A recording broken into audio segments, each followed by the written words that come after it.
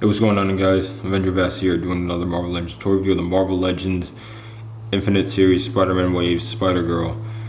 This is a really cool figure, but again, not a lot you can do with it.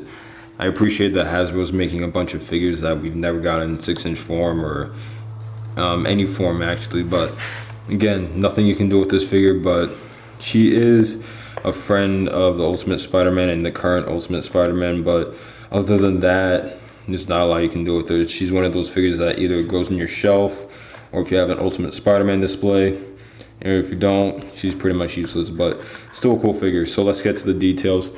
First off, she comes with the upper torso, well, the torso to Hobgoblin, which is very cool. Very excited to build this, even though this was released around my birthday in February.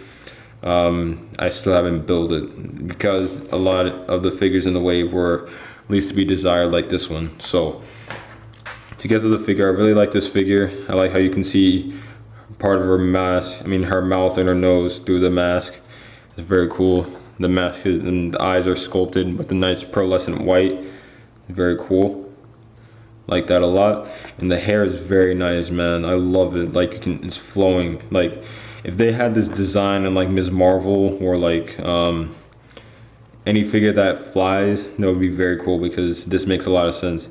And it's not too bad. Like it's more movable than what they have now on like regular female molds, and you look up more. But I still like it. There's some nice paint detail in there. It's like brown, but it has like little light brown highlights, if you can pick that up.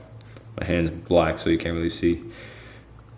So yeah, and then I like the red that they chose. It's not a light red, it's very dark red. It's almost like blood red. I very like that. Very nice.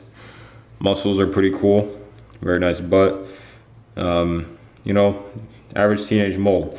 And what I like is that the hand is open, so you have options. Well, you don't really have options, but if you want to have her like on a handstand or whatever, that's pretty cool. This one is a fist. The spider logo came out pretty cool. Reminds me of Venom.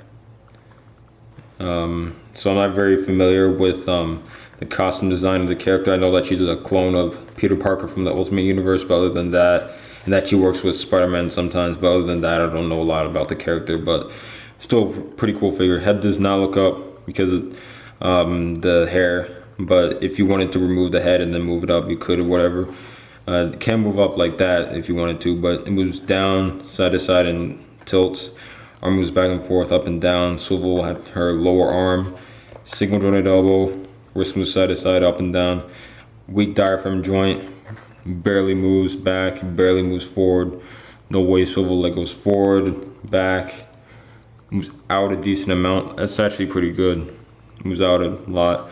Moves forward, moves swivel at the thigh, double jointed knees. Castle, which is very nice, moves back and forth, and she has a nice ankle pivot. This one is pretty tight on me for some reason. This one as well, but it is what it is. So I like the figure, not a terrible figure. I gave it about 7.5, 8, but it's not a bad figure. It's just I don't know why. I don't know what to do with it unless like in the Ultimates, which is not the mainstream Marvel universe, she becomes like more popular. But if you want to compare her to Ultimate Spider-Man from the Spider-Man Classics wave, line, it kind of work together. I think Peter Parker's a lot taller in that universe, so it could work. I don't know where I put the Miles Morales Spider-Man, but I know that we are getting a new one. Would compare her to the Spider-Girl. She's actually they're actually the same height, kind of. I don't know if the head is a lot smaller in this one, but they're about the same height. I'm going to compare her to a Spider-Man villain. That works out. And here's another one. That works out as well. And here she is next to, let me get her to stand. Here's another problem with the figure. She's very hard to stand because of her loose joints, but that's just on some figures. But comparing her to your average female Marvel Legend, you can see that this is more of like a teenage mold, and like it's not adult, but it's still not wimpy, so I like that as well. But they just need to up the articulation on both of these figures, you know. Give them, this one has a bicycle swivel, but this one doesn't. This one has a castle wool, this one doesn't. This one has a better ab flex and this one doesn't, so they just need to update the female mold and that'll be a lot better. But if you want this figure for the figure, go ahead and grab it. But the main reason I got it is for Hobgoblin. I really like this Ben Urch, whatever his last name. I like that version of Hobgoblin, so I'm still building the wave even though I don't want the rest of the figures. Like Spider-Girl and Anti-Venom, I don't really care about those figures. Anti-Venom a little bit, but yeah, pick up this figure, it's pretty cool. And yeah, alright guys, take care.